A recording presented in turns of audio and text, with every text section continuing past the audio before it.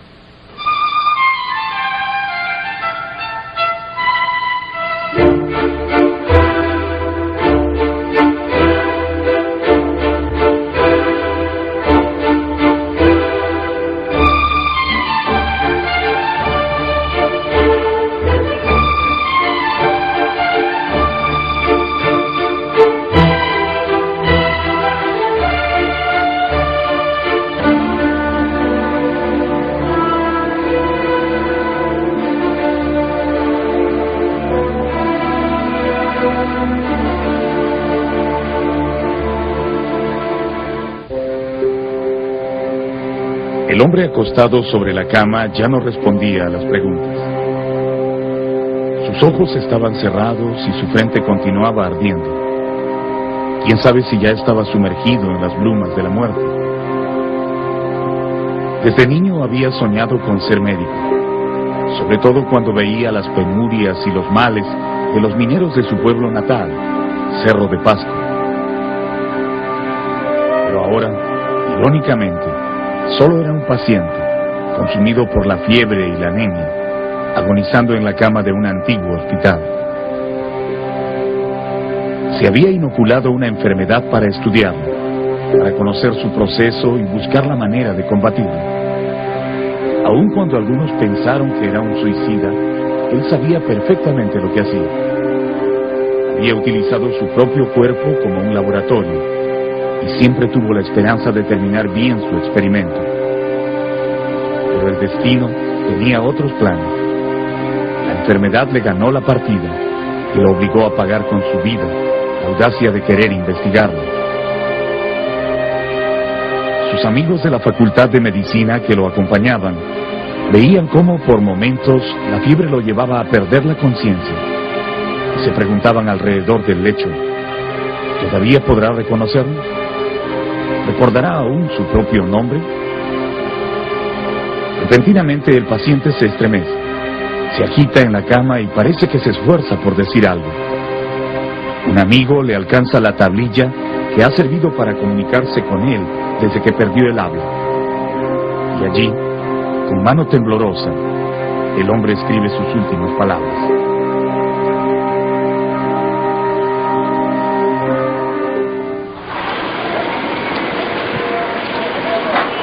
Todavía tenía lucidez.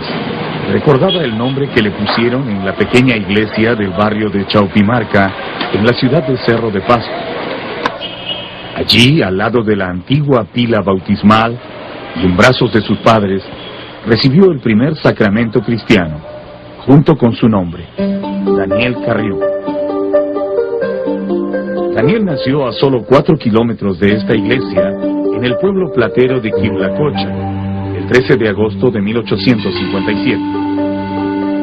Quiulacocha significa en quechua Laguna de las Gaviotas.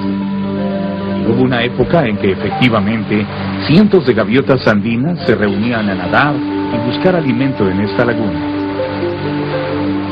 Pero hoy ninguna ave se detiene en sus orillas, contaminadas por los relaves. Pocos días después de su nacimiento, sus padres se trasladaron a Cerro de Pasco. La casa donde Daniel Carrión pasó sus años de niñez y primera juventud ya no existe, pero su pueblo ha construido una réplica para recordarla siempre. La original estaba en la calle de la Cruz Verde, que también ha desaparecido. La extracción de minerales es la actividad económica más importante de Cerro de Pasco. Se realiza con la técnica del tajo abierto, una operación que con los años ha formado un hoyo colosal, cuya boca crece continuamente, amenazando con devorar toda la ciudad. Antes de esta excavación, aquí se extendían peñascos y lomas de pastoreo. Una leyenda de la época colonial afirma que una noche de 1630, un pastor de ovejas llamado Santiago Guaricapcha encendió una hoguera dentro de la cueva donde había entrado para protegerse de la lluvia. Al día siguiente, entre las cenizas, descubrió algunos brillantes gramos de plata fundida. Esos primeros gramos atrajeron de inmediato a decenas de aventureros y mineros españoles, que asentaron sus campamentos, ansiosos por explotar el mineral. Fue alrededor de esos campamentos donde pronto se reunió un pequeño poblado, y más tarde una ciudad casi completamente dedicada a la explotación minera. En ese tiempo, los que llegaron en busca de la plata no sabían que más de un siglo atrás, antes del hallazgo de Huauricapcha, el Curacazgo de Yaro explotaba estas minas para tributar al Estado Inca. De aquí salió gran parte de la plata y el oro que el Inca prisionero Atahualpa acopió en Cajamarca para pagar su rescate a los soldados conquistadores. La ciudad minera de los españoles creció sin orden y sin ningún diseño, pues ellos no la concibieron para vivir permanentemente. Solo era un refugio transitorio, mientras se hacían ricos. Sin embargo, por su gran riqueza fue adulado. El virrey Amat y Fumiet le dio a la ciudad el título de distinguida villa, y en tiempos de la República, el gobierno del mariscal Gamarra la nombró opulenta ciudad. En la época en que nació Carrión, Cerro de Pasco apenas alcanzaba los 6.000 habitantes. La mayoría de su población tenía sus orígenes en los departamentos vecinos, pero ahora se habían sumado migrantes de Europa y de otros países americanos.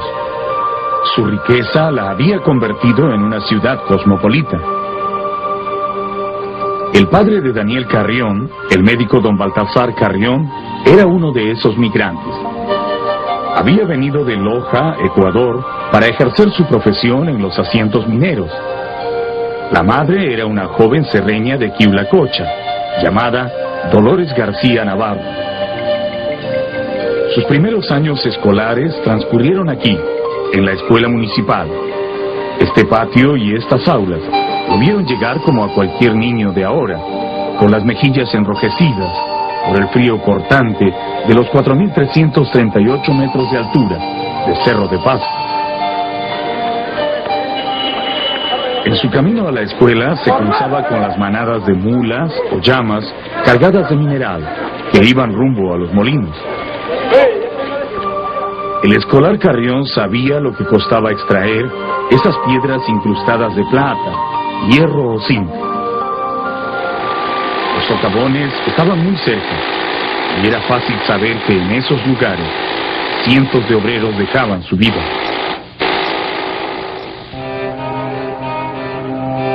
Tal vez en la escuela recibió la noticia más dolorosa de su vida. Su padre había muerto al disparársele accidentalmente una escopeta.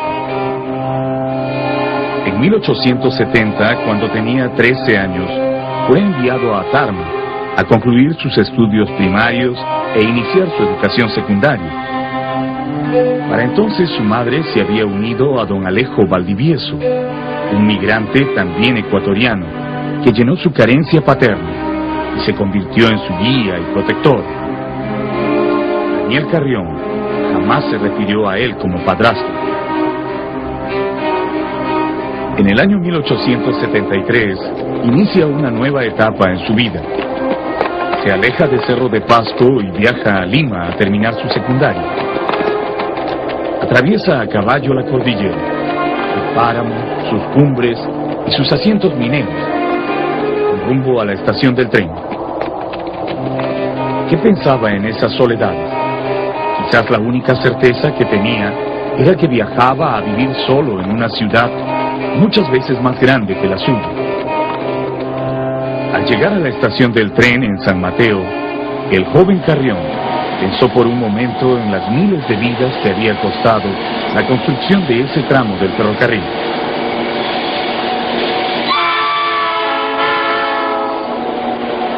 En ese tiempo, los trabajadores morían atacados por una enfermedad desconocida, que producía fiebres muy altas y anemias, y algunas veces brotes verrucosos.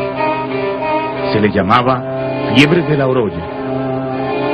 Carrión, sentado en uno de los vagones, todavía no sabía que él sería uno de los paladines en la lucha contra esa enfermedad.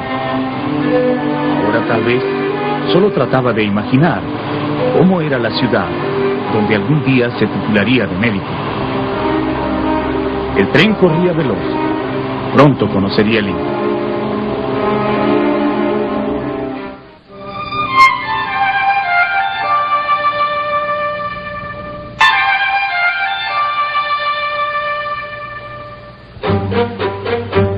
Cuando Carrión llegó a Lima, rápidamente pudo percibir los contrastes que dividían a la capital del Perú. Las diferencias estaban a la vista. Bastaba recorrer un poco sus calles. Un centro colonial de casonas con grandes puertas y balcones tallados. Y en las afueras, las viviendas rústicas, donde vivía la mayoría de sus casi 100.000 habitantes, muchos de los cuales desde entonces ya se dedicaban a la venta ambulatoria. Los miembros de la clase dirigente aún conservaban los comportamientos señoriales y frívolos de la época colonial. Seguían departiendo en grandes reuniones sociales y celebrando los carnavales, y desde hace algún tiempo habían empezado a trasladarse a sus villas de veraneo, en Miraflores, Barranco y Chorrillos, construidas según el estilo de los balnearios del mar Mediterráneo. Durante sus primeros días en la capital, el joven Carrión caminó por estos hermosos balnearios, que se construyeron con el dinero de la explotación del guano, de los minerales y de las haciendas agroexportadoras.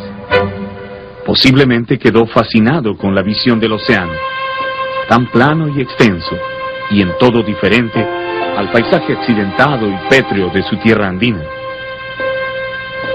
Pero él había venido a buscar la Lima intelectual, la capital ilustrada, la de los maestros que escribían en los periódicos y publicaban libros.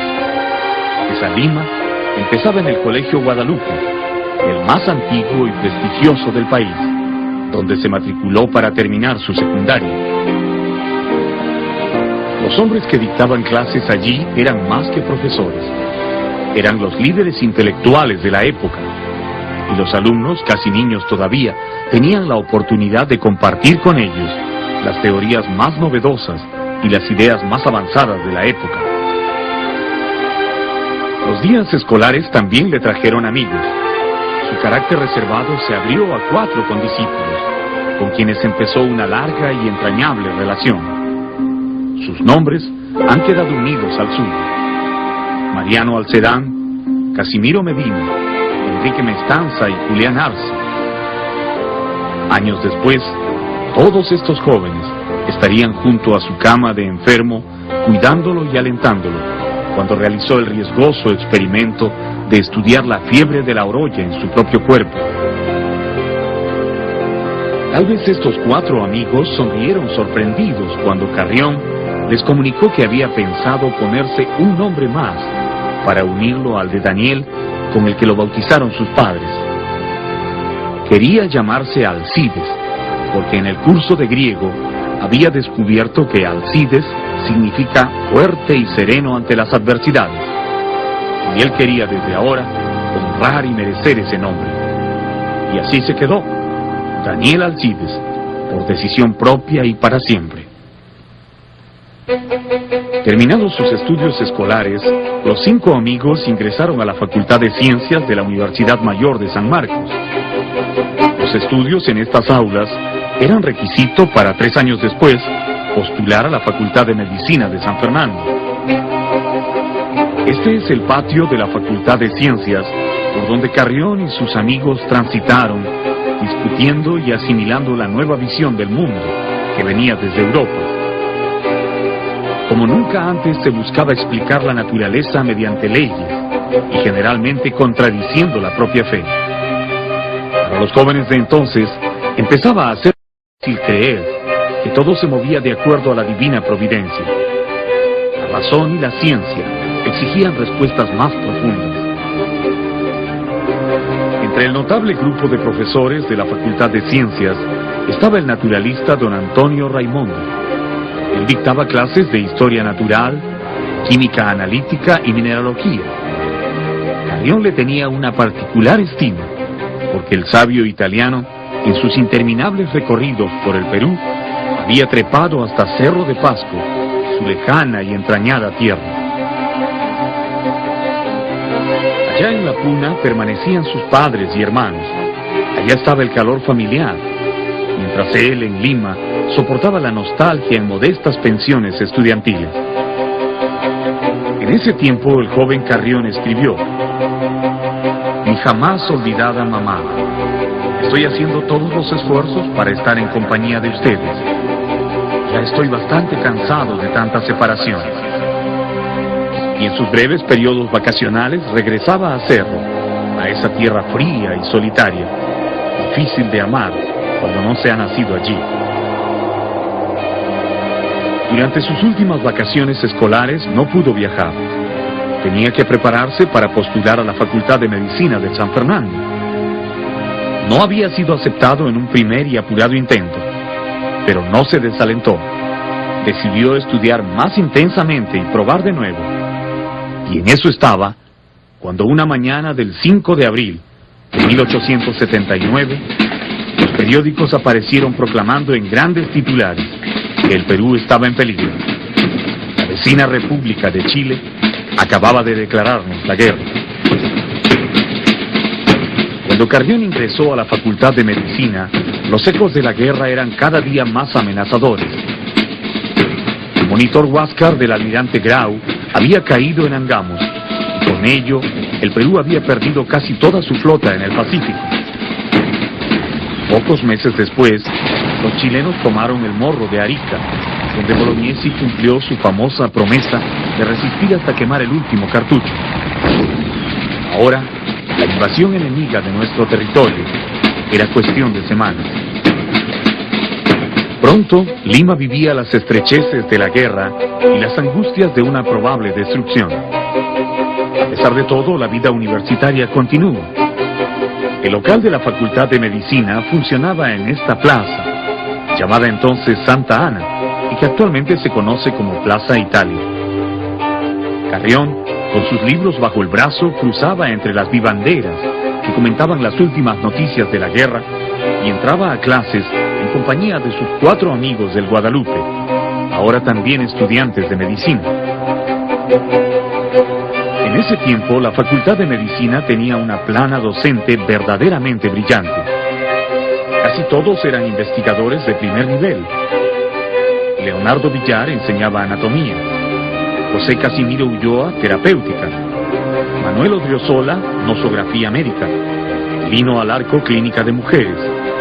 La mayoría de profesores se había formado en Francia, en ese momento el centro de la revolución médica mundial. Francia. ¿Qué estudiante no deseaba cruzar el océano para proseguir estudios en las universidades parisinas? Carrión también tuvo ese sueño. Le comunicó esta intención a su padre, pero en esos días el negocio de los pequeños mineros estaba paralizado. Don Alejo Valdivieso le envió una carta donde le decía con pesar: mi querido Daniel, ya comprendo el asunto de que me hablas de acabar tus estudios en Europa, donde sin esfuerzo conozco sus ventajas. Pero debo decirte que en las actuales circunstancias de crisis y cambio de este país, no es posible pensar en ella. Francia tenía que esperar. Daniel Alcides continuó sus estudios en San Fernando y en el anfiteatro anatómico del Hospital 2 de Mayo, el centro médico más grande y moderno de su tiempo. En el silencio de esta sala, los alumnos aprendían la compleja estructura del cuerpo humano. Músculos, huesos, órganos inertes. Todo debía ser estudiado, diseccionado, conocido prolijamente, para después saber cómo evitar la muerte. De pronto la guerra estuvo a las puertas de Lima. El pueblo se organizó junto con el diezmado ejército peruano para impedir la invasión. Lima resistió encarnizada y heroicamente en los frentes de San Juan y Miraflores. Junto a los cañones combatían soldados y los civiles que ayer solo eran obreros o empleados. La carnicería fue terrible. El joven oficial chileno escribiría después en su diario de campaña: los peruanos nos presentan el pecho desnudo. En su resistencia desesperada peleaban como tigres, hay que confesarlo. Los profesores y estudiantes de medicina participaron como sanitarios en los frentes de combate. Daniel Carrión, integrando un grupo de socorro, estuvo en la batalla de Miraflores. Allí pudo ver cómo desde el mar las naves chilenas bombardeaban Chorrillos hasta destruirlo casi completamente. Lima no fue destruida, pero no se libró de un largo y minucioso saqueo. Los chilenos ocuparon los locales de todas las instituciones públicas y privadas. La Facultad de Medicina fue invadida y los alumnos desalojados. Sin embargo, San Fernando nunca dejó de funcionar. Como una muestra de dignidad, el decano, Dr. Manuel Odriozola, comunicó al rector que a pesar de las circunstancias abriría el año académico. Los profesores acordaron entonces dictar clases en sus propios domicilios, a donde llegaban los estudiantes como a una reunión secreta. Maestros y alumnos se reunían alrededor de un mobiliario casero para revisar la teoría. Las clases prácticas se realizaban en algunos hospitales cómplices que prestaban laboratorios, anfiteatros anatómicos y salas de pacientes. En esas condiciones estudió Carrión, en años de guerra. La vida universitaria continuó así hasta que después de casi 3 años de ocupación, los chilenos dejaron Lima, según lo estipulaba el Tratado de Paz de Ancón. Meses después, la vida académica se normaliza y Carrión retoma su antigua preocupación, la enfermedad de la verruga. Desde hacía 3 años, por su cuenta y riesgo, Daniel Alcides Carrión venía registrando en historias clínicas las características de una extraña enfermedad. En los hospitales de San Bartolomé, Santa Ana y 2 de Mayo, había encontrado pacientes con síntomas parecidos: fiebre, anemia, intensos dolores musculares y óseos, y a veces brotes verrucosos. Los médicos de aquel entonces pensaban que combatían contra 2 enfermedades distintas: la fiebre de la orolla y la verruga, ambas muy difundidas entre los valles interandinos. Pero Carrión empezaba a sospechar que estas 2 enfermedades podían ser una sola. En mayo de 1885, Abel Orihuela, su amigo y estudiante del 3er año de medicina, enferma y es hospitalizado. El diagnóstico: fiebre de la orolla. Carrión lo asiste y lleno de impotencia lo ve morir. Él había esperado secretamente que Orihuela desarrollara brotes de verruga, pero no ocurrió así. Había muerto con el cuerpo limpio. ¿Sería entonces cierto que esta fiebre llamada de la orolla era distinta a la otra que terminaba en brotes de verruga? ¿Cómo saberlo? Él seguía sospechando que era una sola, con diferentes etapas. Pero el mundo científico no acepta sospechas, conjeturas o intuiciones. Tenía que demostrarlo.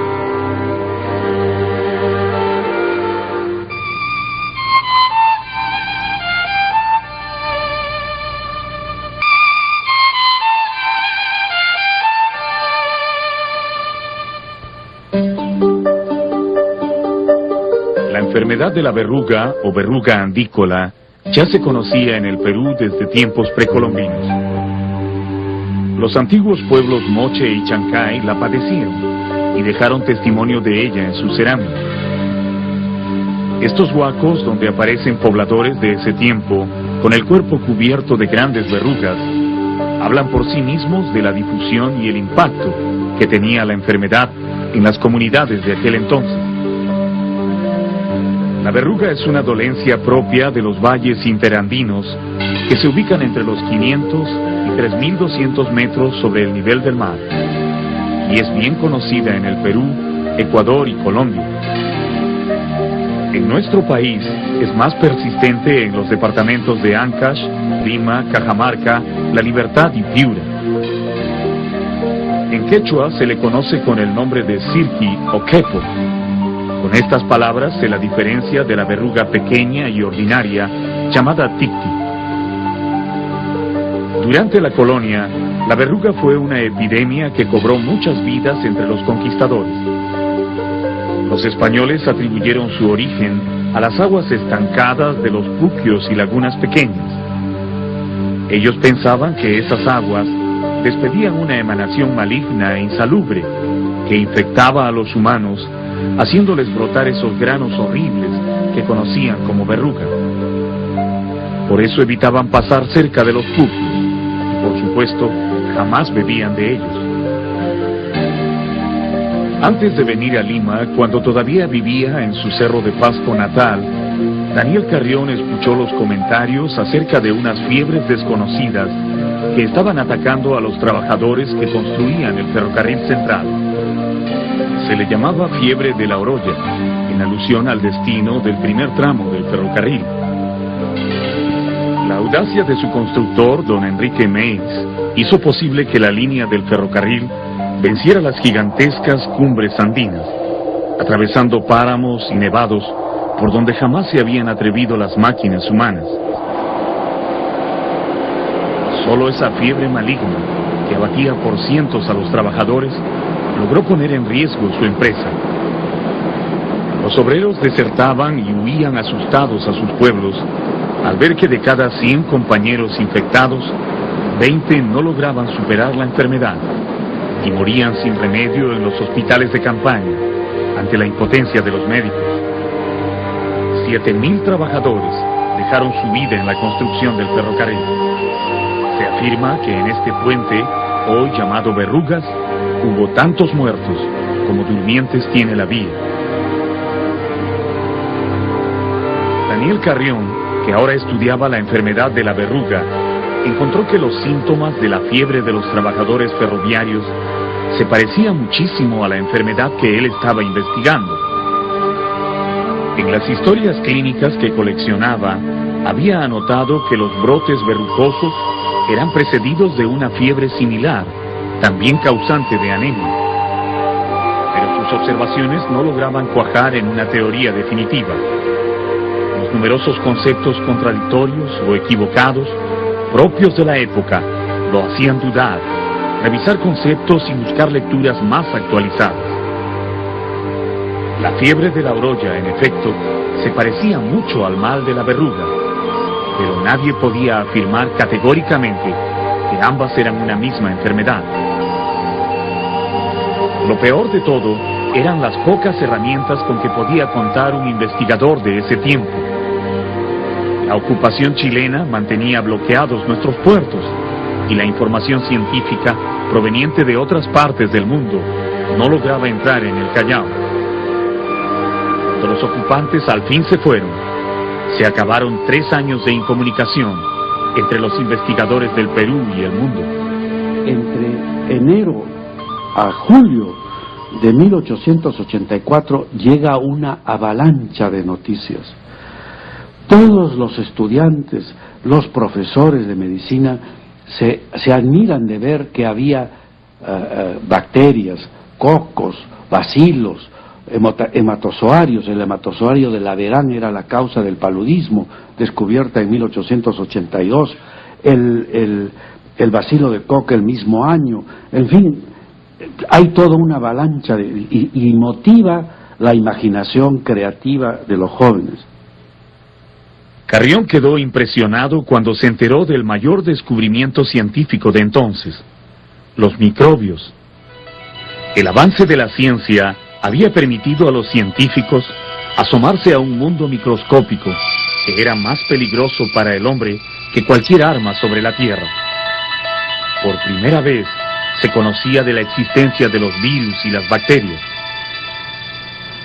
Sus dudas empezaron a aclararse, y en todo caso, para conocer en profundidad algunas enfermedades, supo que había un método novedoso y audaz: las inoculaciones. Inyectarse los microbios de una enfermedad y estudiar la evolución en el propio cuerpo. En su cuaderno de notas escribió: estas oscuridades, estas incertidumbres, dejarán de existir, estoy seguro, el día en que la práctica de las inoculaciones se domicilie entre nosotros. No esperó mucho tiempo más. Hasta ese momento había registrado en 9 historias clínicas el proceso de la enfermedad verrucosa. Decidió que él mismo sería la 10ª historia. ¿Qué demostraría al inocularse y reproducir la enfermedad de la verruga en su propio organismo? Primero, que la enfermedad era producida por un germen capaz de pasar de un ser humano a otro. De este modo quedarían desechadas las teorías que todavía sostenían que la enfermedad tenía su origen en los vapores de las aguas estancadas. Y segundo, despejar lo que llamaba oscuridades e incertidumbres y confirmar sus sospechas de que había una relación sustancial entre la enfermedad de la verruga y la fiebre de la orolla. A partir de allí, sería más fácil el recorrido hacia un tratamiento efectivo. La mañana del 27 de agosto de 1885, Daniel Carrión llega al Hospital 2 de Mayo. Viene resuelto a inocularse sangre del brote de verruga del paciente Carmen Paredes, un joven de 15 años, a quien había ubicado días antes en la sala Nuestra Señora de las Mercedes. Sabía a lo que se enfrentaba al inocularse. No era un hombre ingenuo o puramente atrevido. En esta sala se disponía a culminar 4 años de investigaciones. Sabía, y así lo había escrito, que el microbio incubaría en su cuerpo durante un tiempo indefinido, entre 8 y 40 días, y que después le vendría un periodo de malestar general y cansancio, seguido de otro momento de intensos dolores óseos y fiebres de 30 y 40 grados. Esos iban a ser sus padecimientos, pero no iba a morir. Era un experimento riesgoso, pero la enfermedad no era necesariamente fatal. Tanto él como el doctor Evaristo Chávez, su amigo médico, que intentó disuadirlo y que luego lo ayudó a inocularse al ver que su decisión era indeclinable, esperaban que, como otros enfermos de verrugas, él pudiera salir adelante. Sin embargo, Carrión le confesó a uno de sus amigos que, de no remontar la enfermedad, habría pagado con su vida su deseo de prestar un servicio importante a la humanidad doliente.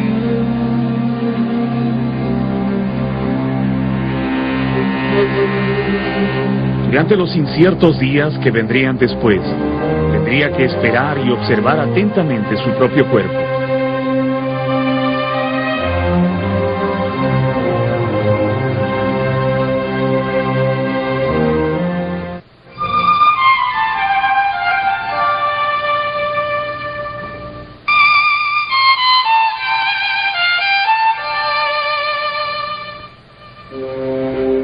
Después de la inoculación, Carrión volvió a su vida regular entre la universidad y su cuarto de pensión. Habían pasado varios días y su cuerpo no manifestaba ningún signo de enfermedad, pero el 17 de septiembre, 21 días después del inicio de su experimento, sintió un agudo dolor en el pie izquierdo, y 2 días más tarde, una fiebre altísima le confirmó que la enfermedad se había instalado en su cuerpo. Aun cuando los síntomas de la fiebre de la orolla le provocaron un miedo natural, el investigador que había dentro de él se puso inmediatamente en alerta para descubrir y anotar cada detalle de la enfermedad que ya corría por su cuerpo. ¿Qué estaba sucediendo en el organismo de Carrión? ¿Qué procesos ocurrían en la intimidad de su cuerpo? Solo la medicina moderna puede explicar hoy las cosas que el joven estudiante no entendía en ese momento.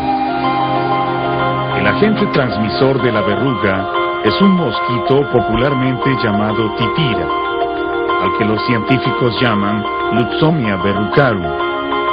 Ese pequeño insecto transmite la bacteria de la enfermedad al picar a una persona enferma y luego a otra sana.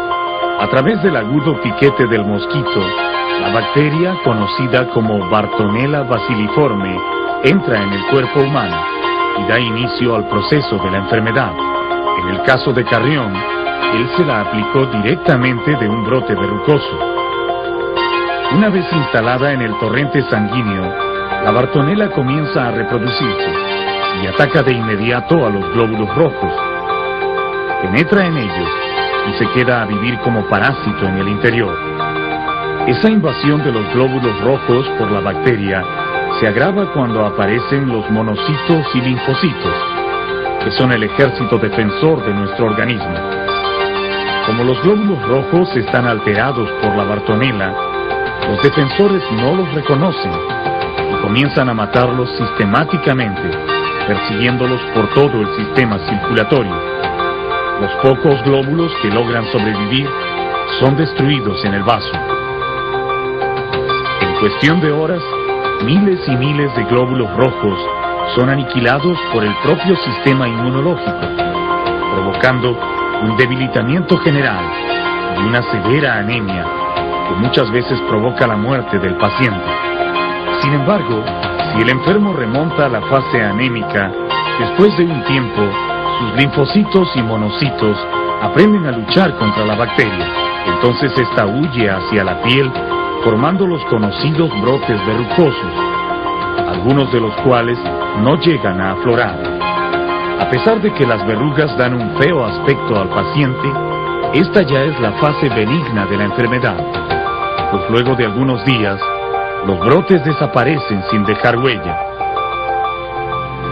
31 días después de la inoculación, Carrión vivía la etapa más peligrosa de la enfermedad, la anemizante. Hoy la verruga se puede medicar de modo efectivo en cualquiera de sus fases, pero el mártir todavía estaba muy lejos del descubrimiento de los antibióticos. En esos días le escribe a su padre: el sábado pasado fui acometido de fortísimos escalofríos, seguidos de una elevadísima fiebre. Pero para no preocuparlo le miente. Ahora me hallo en periodo de convalecencia. Pronto ya no pudo seguir escribiendo su propia historia clínica. En su cuaderno de notas, ahora se puede leer la dolorosa aceptación de su debilidad. A partir de ahora me observarán mis compañeros, pues por mi parte, confieso, me sería muy difícil hacerlo. Sus 4 amigos, los del lejano Colegio Guadalupe, serían ahora los encargados de continuar las anotaciones. Las noches de los enfermos son muy largas. Entre dolores y sobresaltos, volví al Cerro de Pasco de su infancia, a ese paisaje frío y desolado de la Puna. Su estado era cada vez más grave. Son las 2 de la madrugada, escriben sus amigos, y aún no puede dormir tranquilo. Delira, pide que apaguemos la luz, y enseguida nos indica que no. El 2 de octubre, cuando los vómitos y las diarreas lo estaban deshidratando, aún tiene fuerza y lucidez para dictar su gran comprobación. Ahora me encuentro firmemente persuadido que estoy atacado de la fiebre de que murió nuestro amigo Orihuela. He aquí la prueba palpable de que la fiebre de la orolla y la verruga reconocen el mismo origen. Los médicos que lo examinan el 4 de octubre en la mañana recomiendan una transfusión de sangre. Pero en ese tiempo aún no se conocían los grupos sanguíneos y una transfusión podía eventualmente ser fatal si la sangre del donante no coincidía con la del enfermo. Carrión sabe que solo le queda aceptar el riesgo. Sus amigos entonces lo trasladan al Hospital Francés, hoy conocido como la Clínica Maison de Santé, único centro médico equipado para transfusiones sanguíneas. Pero los médicos, por alguna razón que no ha quedado registrada, deciden postergar la transfusión. Cuando se inoculó la verruga, la muerte solo era una posibilidad lejana. Pero al sentirla próxima, serenamente dijo: no me arredra la muerte.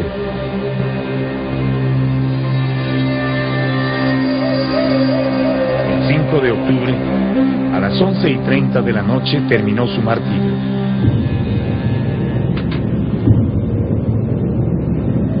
Había muerto para que otros no mueran en el futuro. Solo tenía 28 años.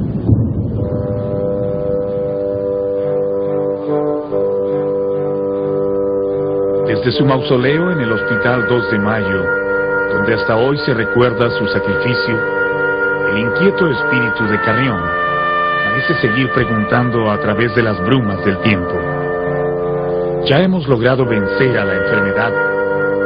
¿Es todavía un problema para los pueblos de la sierra? ¿Se ha controlado finalmente el mal de la verruga?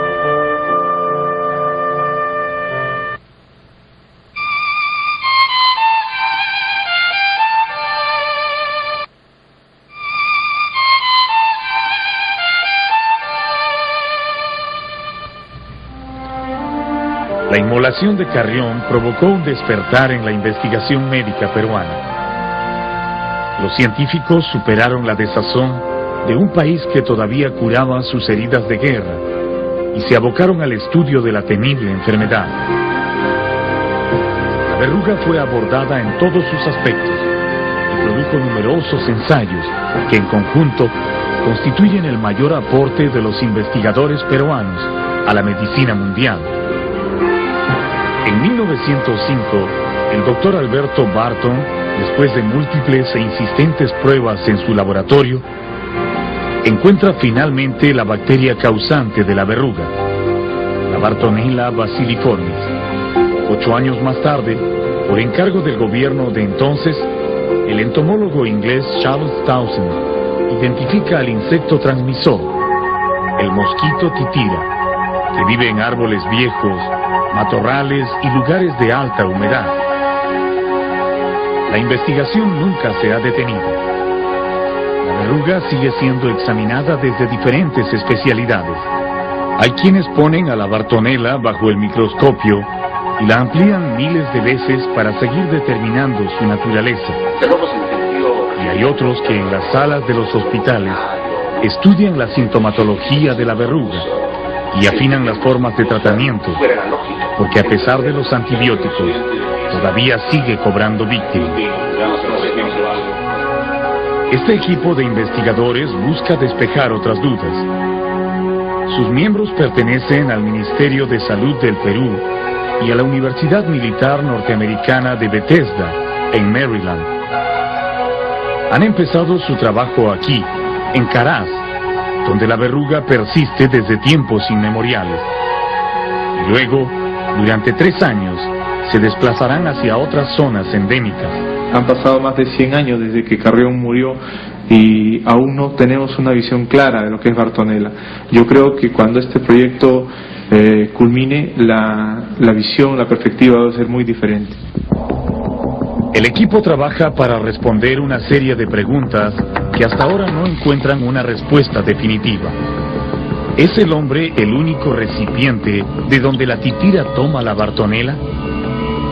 ¿O acaso la bacteria también vive en otros seres? ¿Está en los inocentes burros? ¿En los perros? ¿Gallinas? ¿Ratones? ¿Acaso en los murciélagos? Solo en la provincia de Chavín, el equipo analizará la sangre de 2000 animales.